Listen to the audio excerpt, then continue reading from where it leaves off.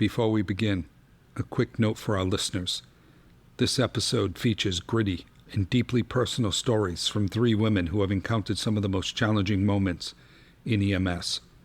Their experiences are compelling and honest, but may also be uncomfortable and difficult to listen to at times. These stories represent the personal perspectives, memories, and opinions of the individuals sharing them. With that in mind, let's begin. I went home, and for the next 14 hours, I cried. I was like, I can't do this anymore. I'm not good. I'm a shit medic. She asked me for help. I was the last person she saw alive. She depended on me, and I let her die. There was a huge battle in my head and heart. In my head, I know there was nothing I could have done to help her. She needed to have been at the hospital yesterday. Like, her heart was working so hard. She needed, nothing I could have done. But in my heart, I'm like,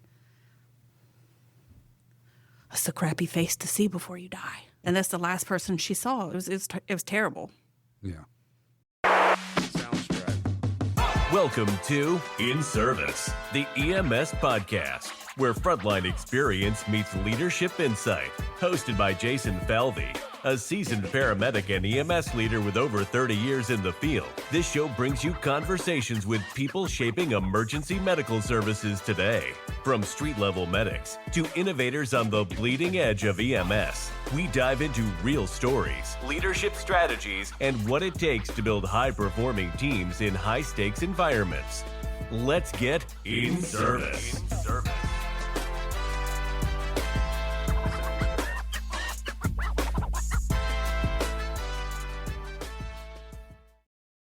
We copy you down, Eagle.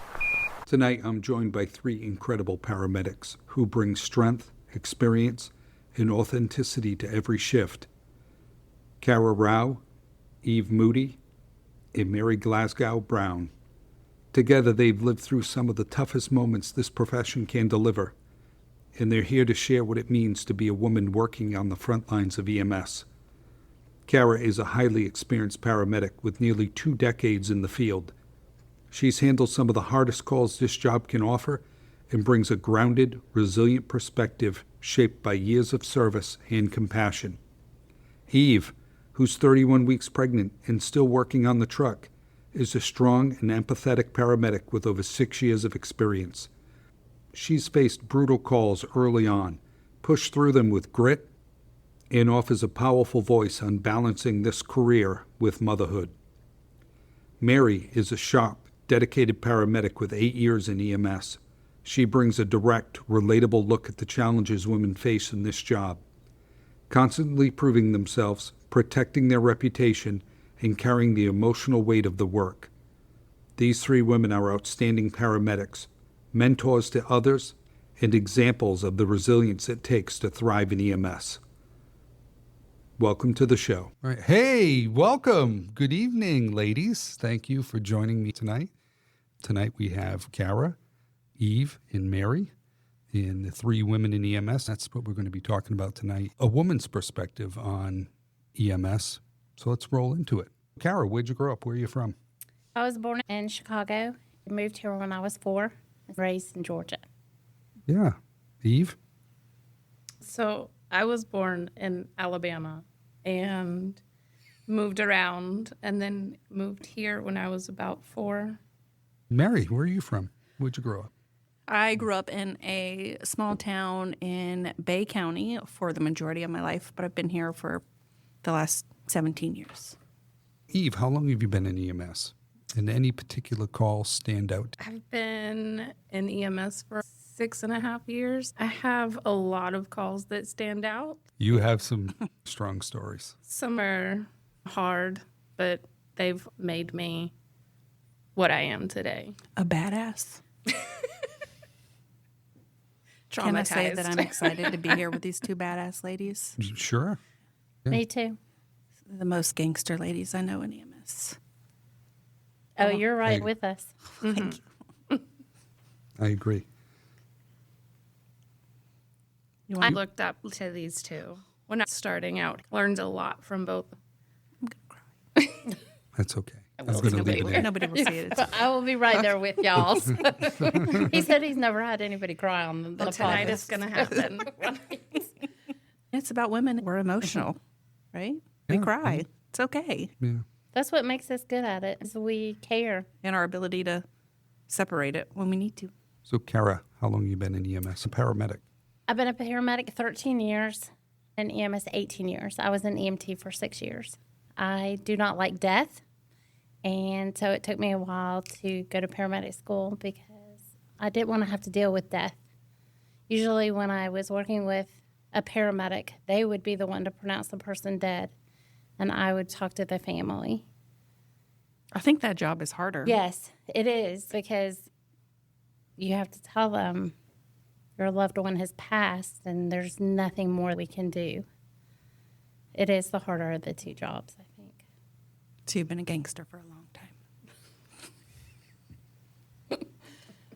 For sure. How long you been in EMS, Mary? 8 years. In a medic? 6. Wow.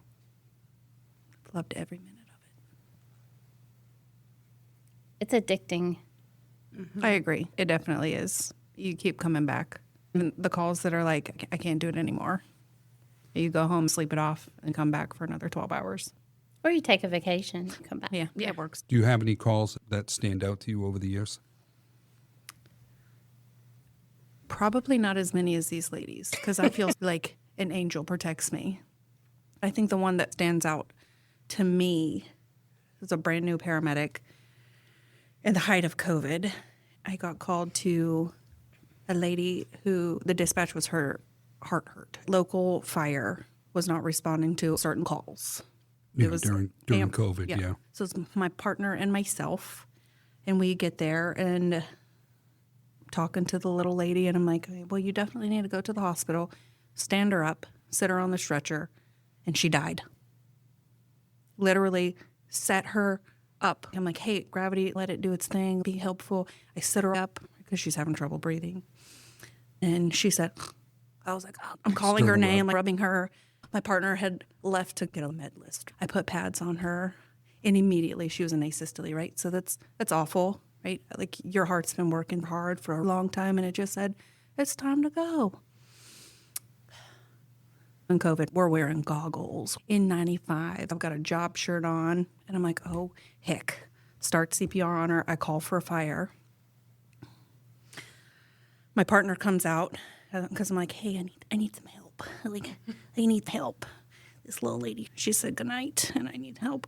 She starts doing CPR. Huge learning experience for me, even to this day. Brand new medic. My partner starts doing CPR on her, and she wasn't doing it correctly. Never done CPR before. This was her first arrest. Not an EMT, but never. I'm like, okay, cool. But I couldn't tell her. I didn't know how to tell her, girl, you're not doing it right. Like, I couldn't articulate, like, what just happened. This was my first, like, person I'd ever witnessed die in front of me. I was the last person she spoke to. I was the last person she saw before she went to see baby Jesus.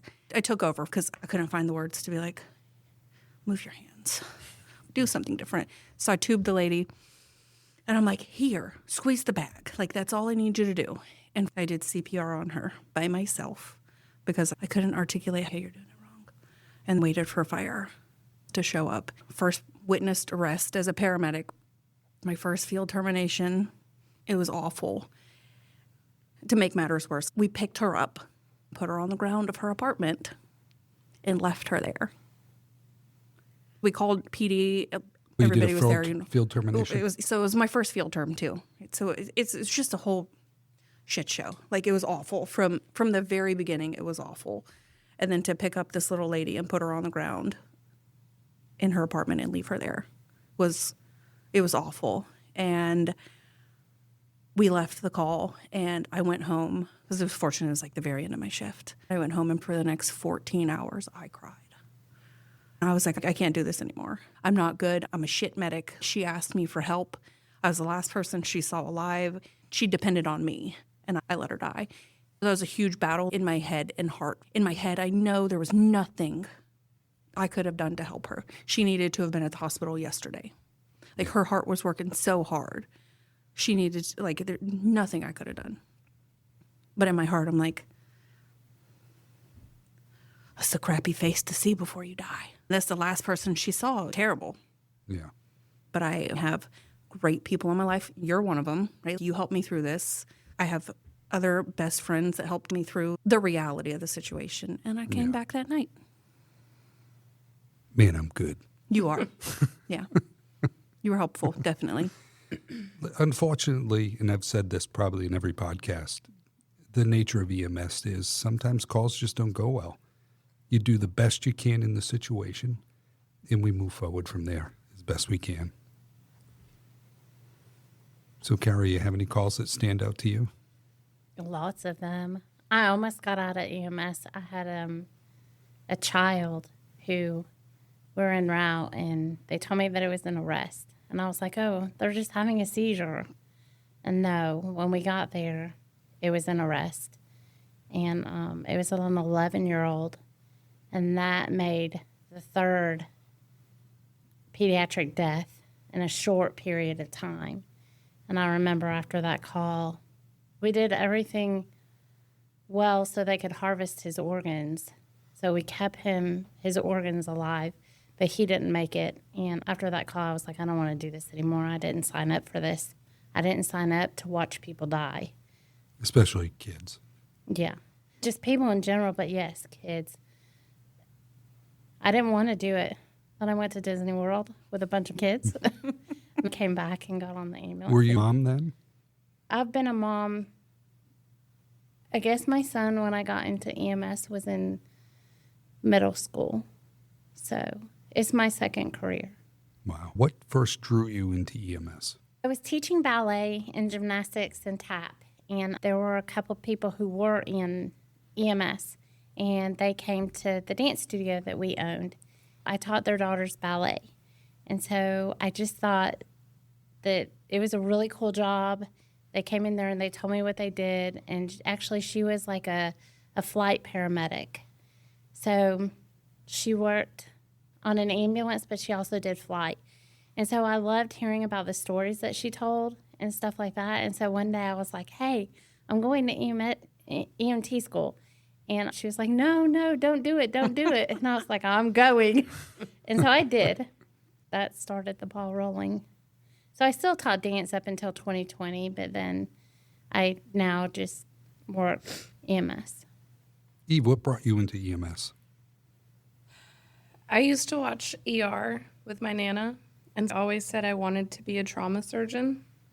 I got into it later in life than most people do. And so I don't know. I started as a CNA, and the couple that ran the school, he was a firefighter, steered me in this direction. I don't regret it. I couldn't see myself doing anything else. Yeah, you took to it well. It grabbed me Yeah. very aggressively. Yeah. Mary, what got you into EMS? Because you had a whole nother career before this. I did. Can I say where I worked? Sure. I don't really care. But I spent 10 years at Verizon. I was a retail store manager on vacation in Costa Rica on a bus ride back to our resort. And I was like, man, I think I kind of want to do something different. Like, either I want to move up or move on. And I decided to move on. And I was like, hey, maybe I want to be a nurse. Then I'm like, oh, what if I can't deal with gross people? Like, I can't deal with, like, the things that come out of the human body. Maybe I'll try EMS. If I hate it or I can't do it, I only waste 6 months on a certificate instead of 4 years on a BSN. And fast forward 8 years later, here I am. My mom was a firefighter paramedic when I was little. I these books haven't changed, by the way. You've seen books from maybe the late 80s. If you think about the pictures and stuff, like the little cup over the eye, like the pencil in the eye and the Dixie cup over it, that was there in 1989. I remember being a small child looking at these graphic pictures and anatomy books. Good, I love it. But because I grew up in a small town, I don't want to do this. I can't imagine being dispatched to my mother's address to work her arrest. I wouldn't be the same. So I delayed, and it grabbed a hold of me too. You know, it's different, right? We work in different communities in which we live. We're probably not going to run into a person at the grocery store we transported, but that's a real thing in some communities where people live and work. Yeah. So when you first got into EMS, what were some of the challenges you experienced as a woman entering EMS? Because EMS really has been, well, when I got into it, it was really male-dominated field. There were very few women working in EMS. It's incredible. Yeah, and that's great. But what challenges did you see getting into EMS as a woman? Initially, I didn't think about challenges. It was an exciting job. Like, you get to make a difference. And then when you get here, I recall my first day in paramedic school. I called my EMT instructor, and I was like, man, this sucks. Like, when are you ever going to get respect from these dudes? Like, they just treat you like you're an idiot. Like, and I mean, I probably was, still am sometimes, but I know the job, I know what I'm doing. It took until I got my paramedic and ran some shit. And then people are like, oh, okay. Like, She knows what don't she's let doing. this blonde hair fool you. I'm okay. I feel respect, though, is strength, right? Like, you can't lift the stretcher, you can't lift the person. And being on fire, too, like, you respond to calls, and literally little men will be like, I hope you brought backup. She's not going to be able to Every pick time. you up. How about you, Carra? What challenges did you experience when you first got into EMS, being a woman? When I was getting into EMS, it was mostly male dominated.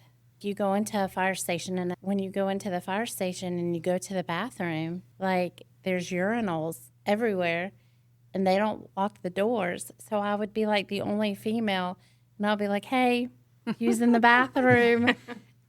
So hopefully nobody walked in. It made me feel weird.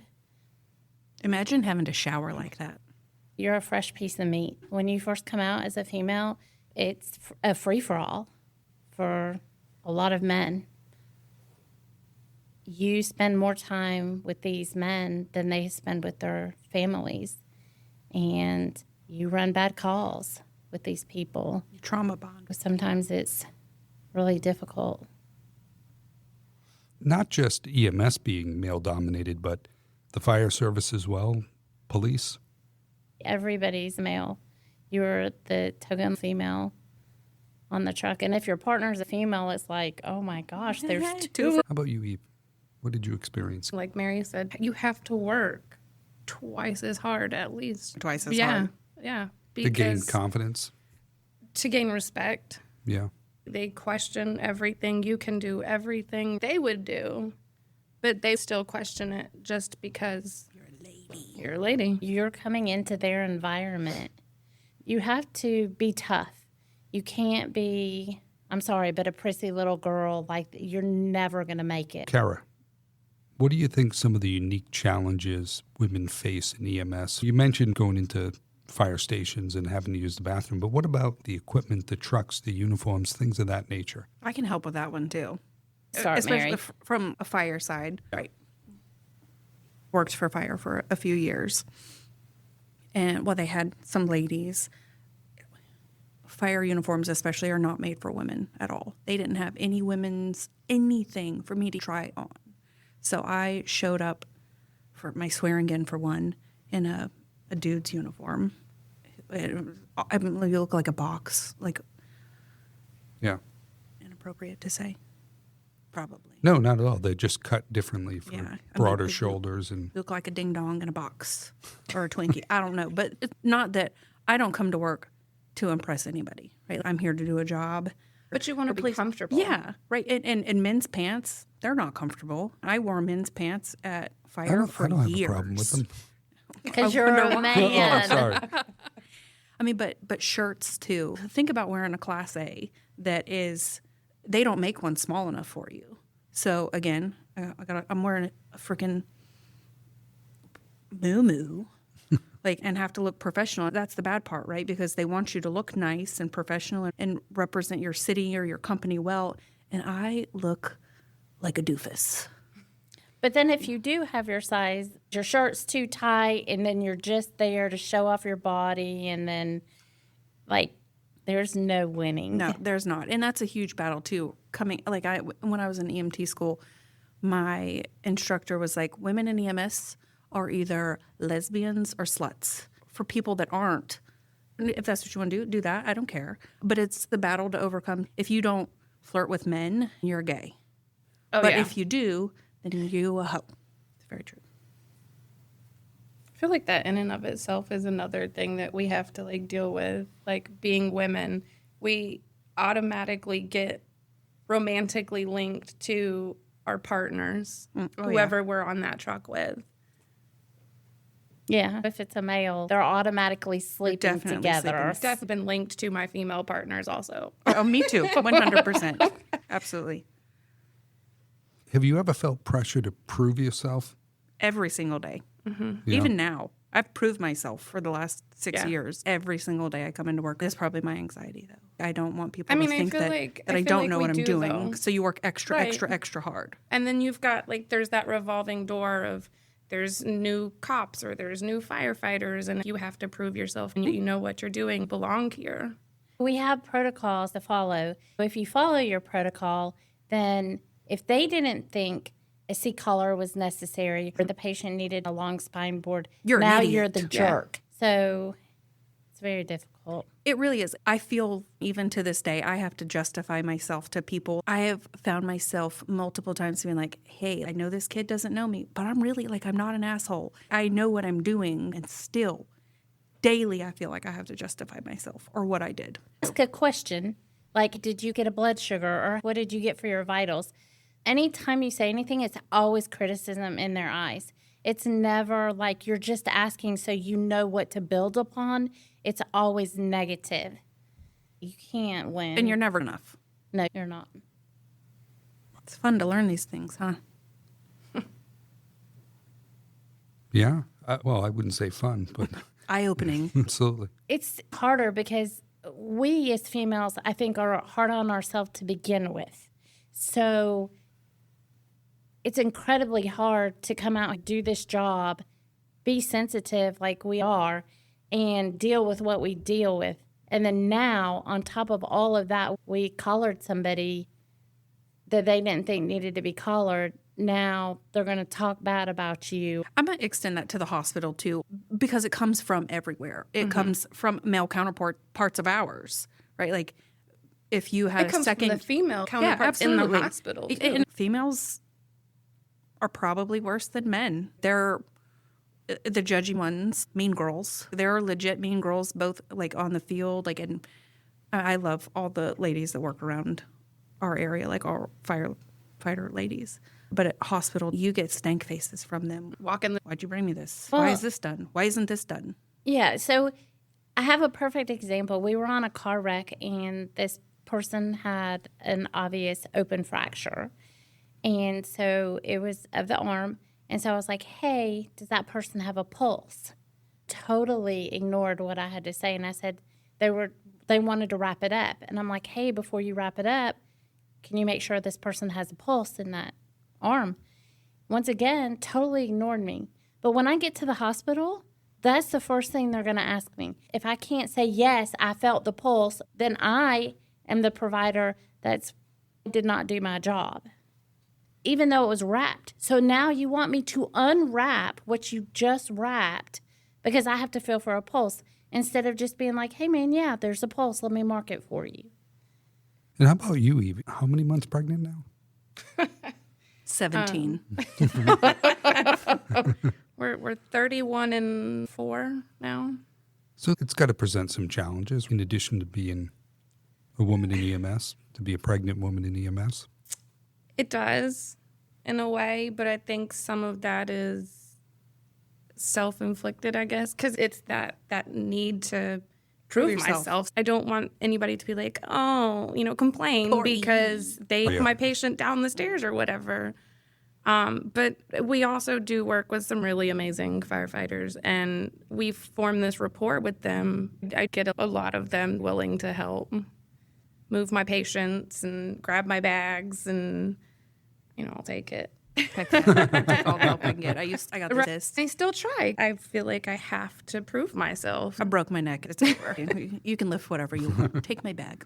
But You in can fact, get that. there are a lot of great guys out there. A lot of guys. And girls. And girls, yes. We are lucky where we work because we do have a lot of firemen that help and firewomen that help. The girls work just as hard as the guys. They're the first to ride in with you to help and be like, what do I need? Because we are one team. We cannot do it without them, and they cannot do it without us.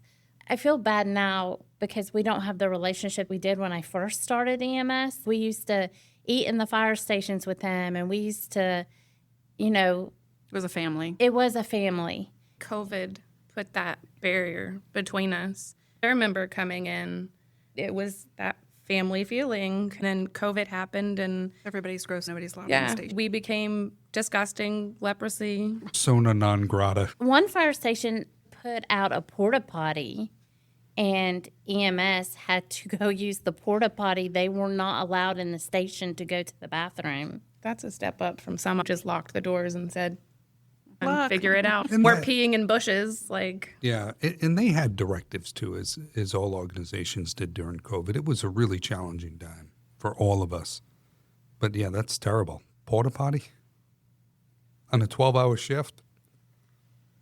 Dudes can pee in the woods. I can't. I Well- definitely had to pee in a bush a few times during COVID. It's fine. See, gangster. Told you. Not me. You'll never see me peeing. I'll die on the cross before I pee in the woods. You got to do when you're stuck in the middle of nowhere. Over the years of being in EMS, are there any hard lessons learned? You can't save everybody. You want to save everybody, but for me, I believe in God and don't put that on myself. I don't get to pick who lives or dies. God does that. I'm only a tool he uses to help people. I think for me, it doesn't have to do with like paramedicine or whatever. I learned, fortunately, very early on that you can't be friends with people. You can't be friends with these boys because you're fucking. I'm sorry.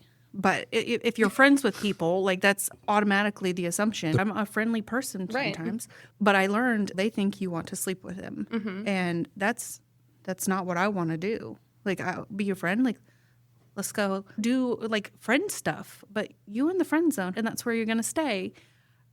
Because I care about my reputation and I want to protect it, and I will protect it.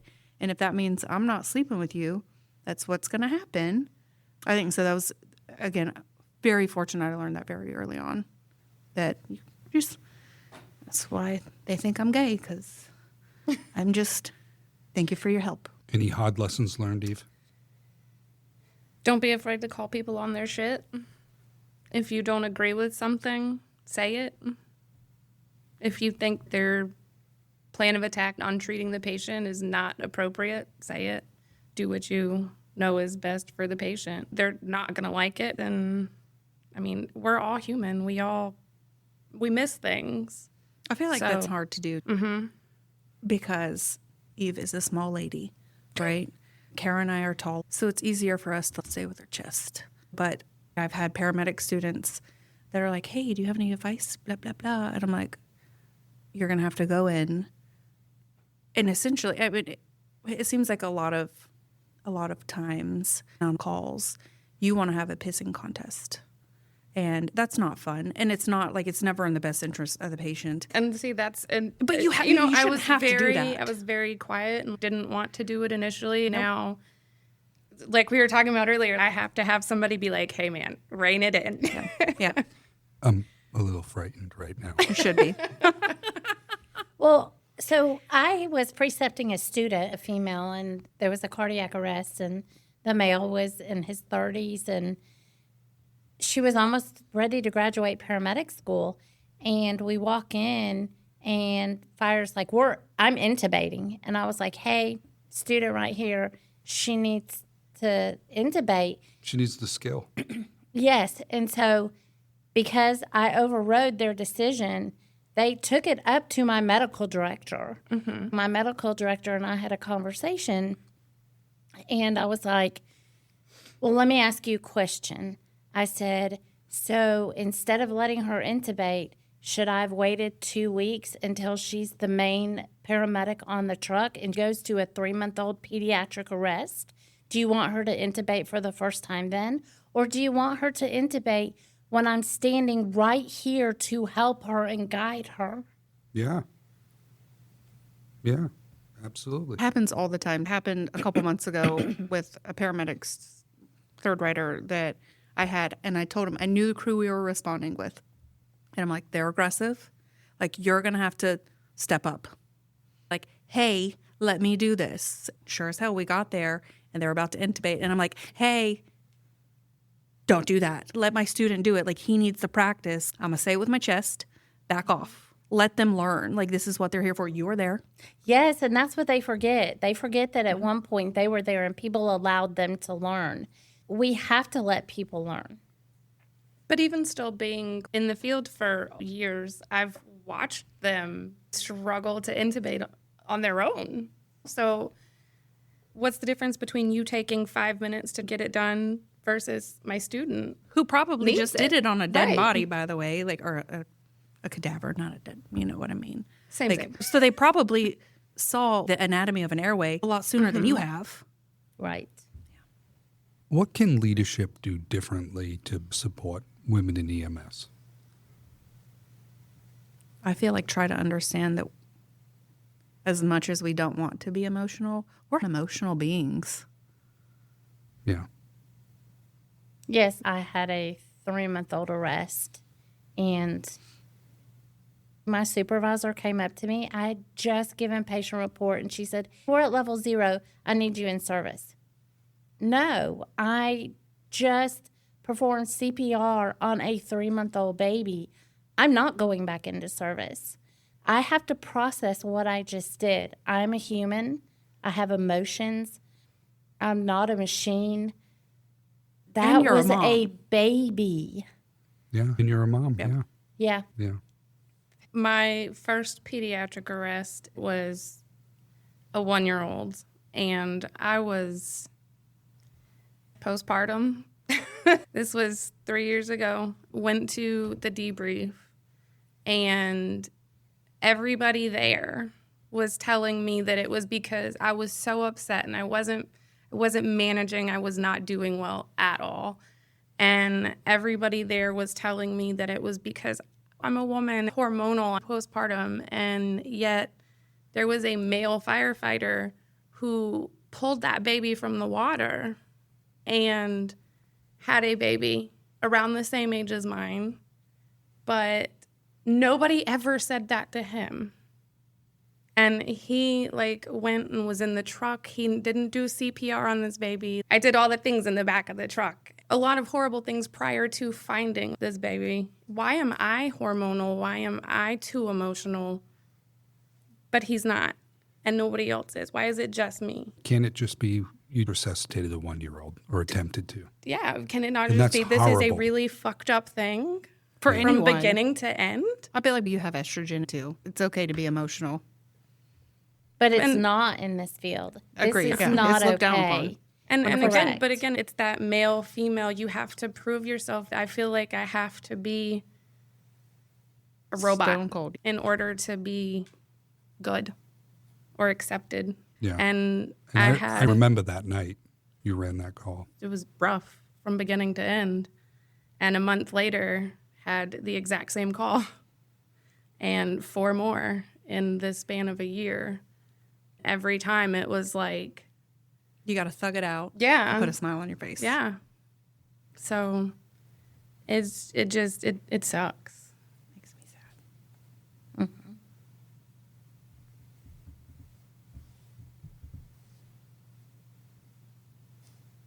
I just took that way down. Yeah, I didn't Sorry. need a minute to process that. Wow. You did have you had a period of time there, especially as a new paramedic where you ran Shit. the worst of the worst calls. Yeah. Yeah. Kara too. Yeah. Like if Oh, My gosh. first Yeah. day as a paramedic, my first call was a cardiac arrest. that sucks. And I think I had every bad call you could in the first year I was a medic. I'm gonna knock on some wood here. It's laminate. Whatever. Wood looking. I have had bad calls together. Yeah, we've had a bad shit together. It's my fault. I'm It sorry. is. That's why you don't work with me anymore. I'm reading this question. It's written terribly. Who did that? I did that, but I'm reading it now going, what the hell was I thinking? That's why I said some of the questions Yeah, weren't. it's clunky. So what cultural shifts are you seeing in how EMS treats work-life balance? I don't have a work-life balance. I try to, but I don't feel like there's been any shifts in the last 8 years. Especially for people with families. It's difficult to balance that out. I think it's hard for men and women, but because ladies are maternal, you're expected to be a mom all the time, and you are, right? But I think it's harder. I mean, it's harder for us to try to have that work-life balance and be okay with it, or have your significant other be okay. You know what I mean? Like, does that make Well, sense? and let's add perspective, right? If you're working a 12-hour shift, you need to be up an hour early, probably. Plus, you've got your commute in, the commute home. So you're gone 15, 16 hours out of a day. That doesn't leave a lot of time when you finally do get home. Especially No. if you have young kids, right? Yeah, who have early bedtimes, and you're coming way after that. Well, then what happens is it gets postponed. So then you come home and you try to have dinner as a family, and then they take a shower, and then you read a story or whatever, and then you go to bed, and then your significant other needs time too. By the end of the day, you have nothing left to give yourself. Nothing. I remember at one point I was going to bed at like 11, 12 o'clock, and then I was getting up again at 4 or 5 o'clock because you have to do everything over the next day. Because before you go to work, you have to get the child up, make the lunch, take them to daycare, just do all of these things. So your 14-hour day just became 19 or 20 hours, and then you don't have time for yourself. You're the last person on your list. Yeah. Yeah, it's very difficult. You still have to clean house, and you have to wash clothes, go to baseball games, gymnastics. And if you have a day off, you're still doing the things you didn't do while Because you were at working. work. Yeah. Yeah. What about holidays? What are those?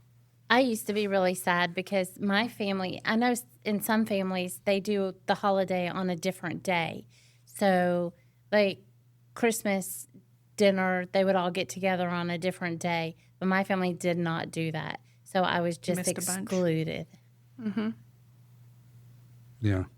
I can remember when I first got into EMS, I caught all the holidays 5 years in a row. I didn't see my family on any holidays for 5 years. Thanksgiving, Christmas, New Year's, Easter. Another thing is they're like, oh, well, you just want to work. Negative, I have to work. Correct. It doesn't just stop because Yeah. it's a government holiday. Right. What strategies do you use to maintain healthy relationships with your significant others? Wine. Did you say wine? The W-I-N-E, not W-H-I-N-E. I probably do both, but It's the wine and wine. But that's a challenge, right? Because some spouses might not understand what we're doing every day, the things we've seen, the scenes we've been a part of. Or, as Carra was saying, the death.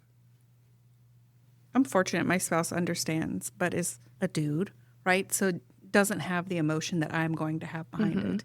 Like, I will go home and I'll be like, oh my God, this just happened. And I'm really sad or upset or emotional about something. And he's like, I'm sorry. I'm like, let me call a friend. I need emotional support. So I get my emotional support. I'm very lucky. He understands because he's not in EMS. He understands, but he doesn't understand why I feel so strongly. You can't verbalize it. It's just, I just feel this way and I can't tell you why. And that gets frustrating.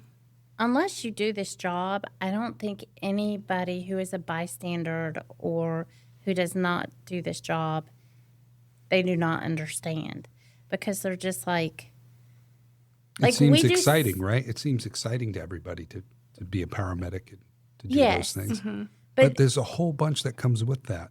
Correct. Like, we're doing CPR on somebody, and then in 5 minutes we're going to lunch.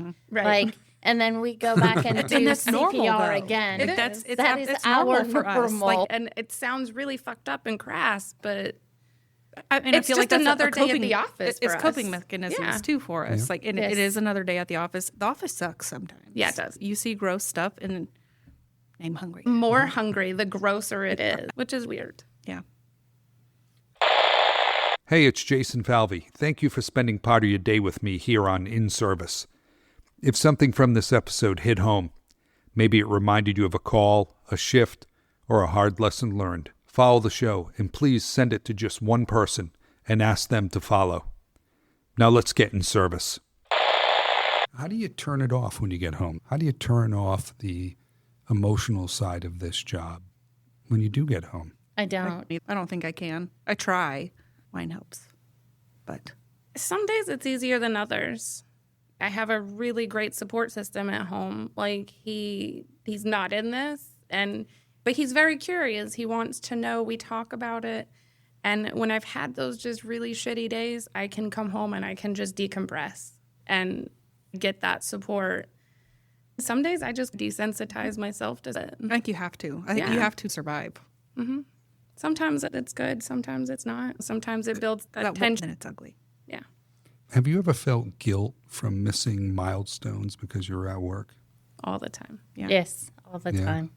You have a Well, it's just, I mean, you miss your kids' baseball games. You miss your kid, and they're like, Mom, you just didn't want to come today. And it's like, no, I wanted to be there. And so, and it is disappointing. I mean, holidays are disappointing. Your kid's opening Christmas presents and you're not there to see it. You know, everybody's at the family gathering and you're not there. So I only have one child and his dad's not in the picture. I am his main parent, but I'm not there. So my parents ended up to be the person who was always there when I couldn't be. My little bonus kid called me on Thursday after her basketball game. She made her first basket, nice. and I freaking missed it. Yeah. And I was really sad because she was so excited. And I'm like, oh my gosh, I had to work. And this sucks because she was so proud. It's sad. It makes you emotional and want to cry because Yep. that was heckin' important to her. Yes. Like, we talked about it all day. From the moment she woke up the night before, she's like, I'm like, lock in. And I'm like, what does that mean? But yeah, super supportive. In the morning, on my way to work, I'm like, lock in, girl. I miss 100% of the shots you don't take. And she freaking took a shot and made it, and I missed it. And I'm a dirtbag. But even like Eve, she has little kids taking their first step or looking at their first smile, or it's just, Sucks. it I does. mean, it's not even just milestones. We have a 3-year-old. My oldest two are 13 and almost 16. They don't like it, but they know. My 3-year-old Don't understand. Yeah, he doesn't understand. He's like, I don't want you to go. I want you to stay home with me. I just want to play. I want to go to the park. And I'm like, me too. Don't work, mommy. Yeah, I would love to more than anything. There are a lot of people that work from home that have very flexible schedules that can work online. This job requires you to be physically present. You have to physically be here on an ambulance, on the road, or you can't do your job. Sometimes you go home and it's like you're present, but you're not there. I've had those days a lot. Like we were saying earlier, you have that shitty call and it's like can't you're let just go. kind of like a shell. I'm with my kids and it's even harder, especially this last one, because I saw my kid. I saw my baby and you can't turn that off. Yeah. That line kind of blurs a lot. It's hard. It sucks being a parent in this field. But like we said, at the end of the day, I don't know what else I would do. I tell people it's like the mafia. People leave and they keep coming back. It's a very toxic addictive. relationship. That's a toxic relationship. And nobody can Unless leave. you It's have just- been in it, you don't understand. But it really is. It's addicting too. That If they said I rush. couldn't get on an ambulance again, I would be super sad. Yeah. I think we've all had those days where we get that call, and it's not even a bad call, but it's just like, I don't wanna do this anymore. Why I'm am I never running coming this back. person for the 1000th time for the same thing? Yeah. But what else am I going to do? And, you know, we had a call yesterday where they dispatched fire and an ambulance to a patient whose check engine light came on. Can you imagine being held over to run that call? And you get there, it's a check engine light. Have that, then a cardiac arrest. Really, I would be like, not your me. engine's good. A cardiac arrest is legit and a pretty easy call to run. I'd probably, if that happened to me, I I'd have would have lost gone my to shit. jail. Yeah. I would have Oh, yeah. I would have gone, if fire was there, I'm going to go get a freaking axe or Halligan, and I'm Yeah. going to bash your shit in. Yeah. Like, you called 911 You're definitely for having this. engine problems now. This shit's not going to work. Okay, I hope you can walk. I hope you have good running shoes on. Leaving the hospital, I went to the call because I bet you couldn't did. believe it. I bet you did. Is this serious? That was it? It was a check engine light. Called 911. They called 911 to get drones out of trees. And meows. Yes, I did hear. You always hear the fire department gets the cats out of trees. I heard that call a couple of times. My It old, does. and it happens all the time. My old battalion chief, super nice guy, very southern, from a neighboring town. I hide my accent most of the time, but he does not. Every time the cat in the tree would come over the radio, he'd be like, "We'll see what we can do," and then try to go get the cat. Usually doesn't work out. Just You for know, the I record, think don't call today they 911 for it. actually, I think today they were successfully retrieved one from a tree. Was it alive? I don't know. I didn't get the Most of details. time, they're not. They're not. They go up and yeah. Sorry to be That's morbid, kind of by the way. sad now. Debbie Downer here. Did Just had to let you know. learn something new every day. How do you handle emotional fatigue? What is that? Not all at once. Can you give a definition, Webster? How do you hold it together? You don't have a choice. Have great friends. Have Support great system. Yeah, great girlfriends and EMS that you can talk to. Yeah. That's how I deal with it. I just talk and talk and talk, and I talk it out. And Come back the next day. you cry through the night, and you cry when you take a shower, and you cry on your way here. And then I say, "Put your shit together, and let's do it again." Be right back at work. I had a really fucked up call hit close to home. The firefighters, dispatchers, they're all like, yeah, we're all going home. Me and my partner were the only ones going back out on the road. You're expected to go right back out there. With a smile on. How can I Act help like you? act like nothing happened. And so that's It's mentally exhausting. yeah. All day long. You're high and low, high and low. It's like a roller coaster. A lot of fun. And it snowballs. Well, if you have a great call, then yes, it is a good roller coaster. Like you deliver a baby, and the baby's healthy. When you delivered the baby, you apparently it was not as great of an experience. So how were many very babies? How many excited. babies have you guys delivered? Kara? I got there on one. She had delivered 2 or 3 minutes before, and several times we're like, "Don't push." We roll in. I have the baby within moments. I went to a call you were on, and she Oh delivered. gosh, I forgot about that one. Yeah. Yes. Oh my gosh. And you think when you go to a call of somebody delivering a baby that everything's going to be great, everybody's going to be happy. Well, this dude, he was furious because he wanted to deliver his baby, and the baby's head came out, and he pushed it back in. That's he was impressive. delivering. Disgusting. He was very angry, ready to fight firefighters and police and to fight everybody in that room. We would not pull out the scalpel because we were afraid he would get the scalpel and stab us. That's terrifying. Yeah. The last one They- was great. I also tell my partners, babies are a BLS skill unless something is wrong with mom or baby, and I got your back. We got dispatched to active labor, and fire didn't get dispatched. to a Delta level call. It was in a stand-up hotel motel holiday, and we couldn't get in the door. So we're like, oh shit, we gotta hoof it up these 3 flights of stairs with all our equipment. Not fun.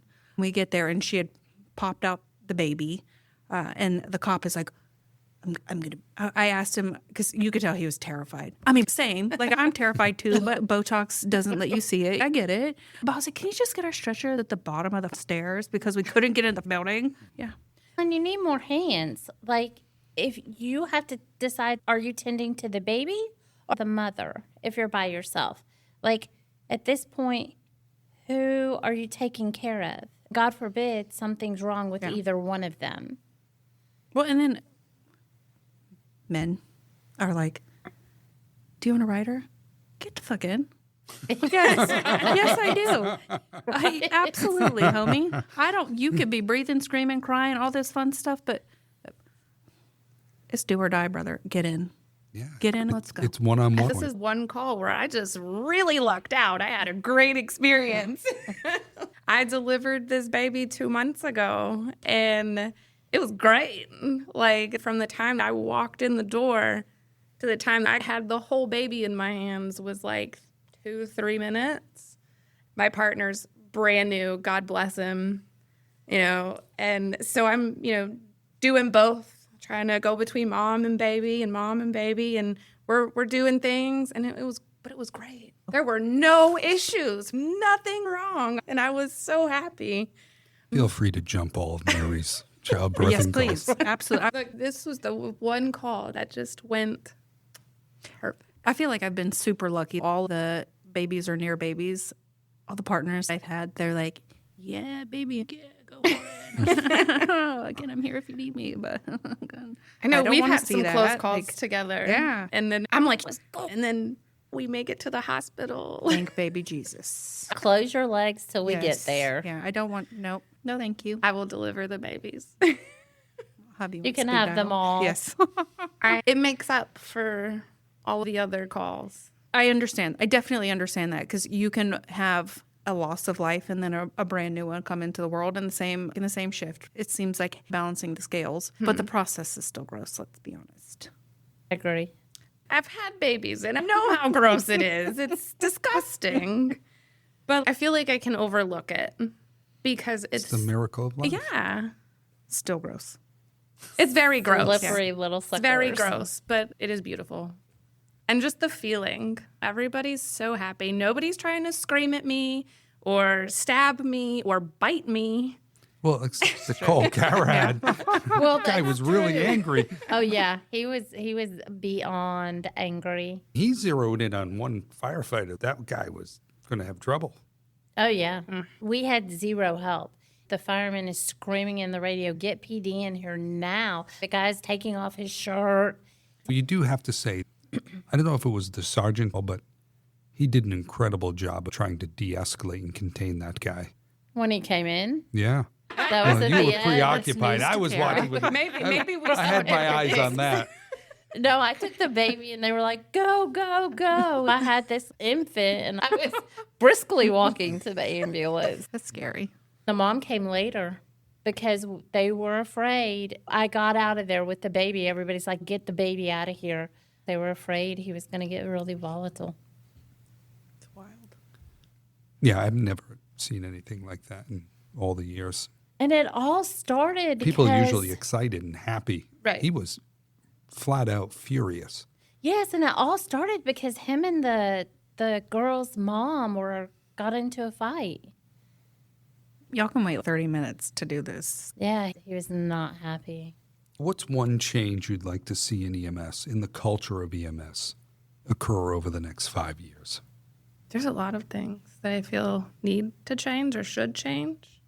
But honestly, the mental health aspect has to change. We have to change it because I know initially I had that bad call. I went through the EAP program that they gave me, and they're like, yeah, these resources are going to help you. The first one read me a book about how Jesus loves me. And I know that. I go somewhere else for that. I need you to help me process this shit that I can't stop, that I'm having nightmares from. So I was like, okay, this isn't working. Called another one on that list, and I was told I need to leave it at the hospital. Here we are after I have snowballed and compounded with the PTSD. Finally, it took a really bad call that was very close to home. And I finally was lucky who I ran it with. She was actually on the show before Nancy. She got me resources. She was like, I'm really glad you're finally asking because I've been worried. So now I have a therapist finally, and she understands because she herself, she's a police officer. Her husband's a firefighter. She's been working very, very closely with first responders for years. So it's very different. It's not somebody that's just going to tell me, suck it up, buttercup. Like, we're actually processing and getting to the root of it. It's gotta change. This job gives you PTSD. Every one of us are here have PTSD. Yeah. And it's killed a lot of us. You can't see what we see on a daily basis and it not affect you. You can't. If it doesn't, you need to find another job. Right. I mean, you have parents begging you to save their child that you really have no control over. Parents begging us to save their parents. I remember one call, I will never forget this girl. Her mother had just died. And she looked at me and she was like, you tell me how I'm supposed to live without a mother. And I was like, I literally went in the next room and cried. I couldn't tell you at that time. I don't know. Now I can tell you, but it doesn't get better. You just learn how to deal with it. Learn how to mask it. At least till you get back in the truck and it's safe and you can break down. I think mental and physical health are important. For men, it's harder to ask for help. So I think it's expected for us to be like the weak link. Right. And like it's expected for us to be whiny and crying and emotional over. It doesn't matter what happens, right? But for men, especially in our field, fire, EMS, PD, like public safety in general, like it is hard. It's hard for anybody to ask for help, but especially a man. And I think the stigma is changing. Like it's a lot different from, like my mom suffered from mental illness, but it wasn't spoken of. Yeah, over 20, 30 know? years, it's definitely shifted. And there's more awareness of mental health in EMS. But there's awareness, yes, but there's not, like it's still, You weak. have to fight claw and tooth to get it. Yeah. To actually get help that helps. But physical health is important too, because if we're not, Especially for us. Yeah. Because it's not like in the fire service where they can just go work they have out a gym. Yeah. But you got to take care of your physical body, Yeah. right? So again, women are not little men. There's a book about it. I've read it. Like we're not little men, and we have to work harder at the end of the day, physically and mentally. But I think physical and mental health are super important for the next few years. I agree. I feel like it's a stupid answer, but it's important. If you don't take care of your physical self. We always say the shelf life of a medic now is 5 years. Something has changed because I know you've been doing this forever. My first partner had been doing this forever. His medic number was 2. Something in the culture has shifted and not for the better. There's no reason that we should only be lasting in this field for 5 years when people have done it for 45 years. Yeah. It does take an emotional toll. There's no doubt about it. It affects everything in your life, the things we bring home with us. And Mary's absolutely right. You've got to take care of yourself if you're going to make it. We don't have a gym here. We don't really have the time to provide it either. Because you're expected to be on the road, available for your entire shift. Yeah, like sometimes you don't even get to eat. I think yesterday it was 5:30 before we got to eat. You It's don't just even been get to pee. chaos. It's hours, or you're on call after call, and then you get a refusal. I've done it a couple of times, but I hate to be like, hey, can I use your bathroom? It's so weird to me. Like, I don't know how those people live. But we can't pee in the bushes like dudes. You pee in the bushes. Well, we really Everything- can't do that either, you know. But you There do. are laws. Yeah. Everything was closed. It was COVID. The fire stations wouldn't let us in. Everything was closing at 7. not Apparently, judging. COVID comes out after 7. Yeah. What am I supposed to do? Go break in somewhere? Well, now there's cameras everywhere beyond the news. Peed in a parking lot one time on shift. I was so scared to walk back that I peed in the parking lot. I can count on one hand the amount of times I've peed in public, let's be honest. Another thing is getting back to what companies can do, have posts where there are bathrooms and food available 24 at hours all a day. times. Yes. And it's like, Video recording. This is fucking hilarious. All right. Carra, Eve, and Mary, thank you for sitting down tonight. You're incredible paramedics and amazing people. I'm fortunate that I get to work with each and every one of you. We as an organization are very fortunate to have you here. And you've all experienced horrific calls, each and every one of you, and performed the best anybody could ever expect in those calls. And thank you. Thank you for being here.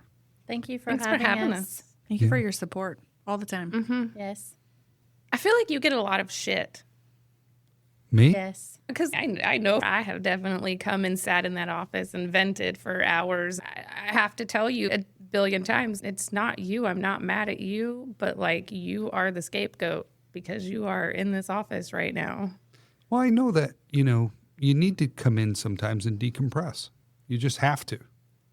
You have to get it I out. feel there's feedback though. It's not just us coming in bitching and moaning. You actually talk to us. You talk us through things. Sorry that happened. Perfect. Absolutely perfect. No, I think you do. I think she's right. You get it from us about dispatch, firemen, supervisors. You get it from us about everything. You're one person and you have a lot of us. So, We definitely appreciate you. yeah, very much. Thank you. I appreciate you do. guys too. Look at this. They probably He gets going up like and tries to run. And I would have been like, what the fuck was that? I probably would have been curious. Like, was that a deer? A person? Was it Godzilla? I was confused. No, they just kept going. Good times. Okay, I'm done. All right. Don't look Measuring. for- He said a fist. So I was making sure it was a good fist. I can't. Whose fist are we using? Because we all have different sizes. This could go off the rails. This could go off the rails. Sure. Thank you for listening to In Service, the EMS Podcast, where frontline experience meets leadership insight. If you have found value in this conversation, please like, subscribe, share, and leave a comment. You will find links in the episode notes.